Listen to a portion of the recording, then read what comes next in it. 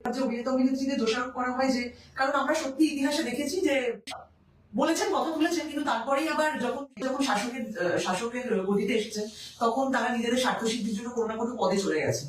তো তাই জন্যই বোধ হয় অভিনেতা অভিনেত্রীদের উপর কেউ বিশ্বাস করেন না। মানে আমি যদি একটি পদে যাই, ধরুন আমি একটি জেলার একটা কোনো পদ পেলাম, সেই জায়গাটা ভালো রাখবো, কিন্তু আমি ভালো রাখতে পারবো না। মানে আমার উপরে যারা উচ্চপদস্থ লোকজন রয়েছে, কারণ আমি তো একটা পদ নই, তার উপরে সিঁড়ি দিয়ে দিয়ে একদমই উপরে সিঁড়িতে বসে আছে, তিনি যদি দুর্নীতির শিকার হন বা তিনি যদি দুর্নীতিটা চারিদিকে ছড়িয়ে দেন, তাহলে তো আমিও কাজ করতে পারবো না। আমার মনে হয় যে কোনো শিল্পী কোনো রাজনৈতিক দলের ছত্রছায়াতে তার থাকা এই মুহূর্তে 2024 সাল উচিত নয়। কারণ সে তার নিজের যে ভাষাটা প্রকাশ করবে, সে দেখেছি যে দলই শাসক দলে হয়েছে, যে পদটা পেয়েছেন এবং ক্ষমতা পেয়ে যান, তারপরে কেউ আর ঠিক থাকে না। তার আগে সবাই বড় বড় কথা বলে, কিন্তু ক্ষমতা পাওয়ার পর গদির মধ্যে একটা এমন মোহ মায়া আর এমন কিছু রয়েছে যে মানুষকে আর মানুষ থাকতে দেয় না। তাই জন্য আমি নিজে পার্সোনালি কোনো শিল্পী তার নিজস্ব রাজনৈতিক চেতনা বোধ থাকতেই পারে, আমরা না করি, কিন্তু আলাদা করে আমি কোনো পদে যাওয়াতে বিশ্বাস করি না, এবং কেউ গেলে পরেও আমি সেটা বিরোধিতা করছি।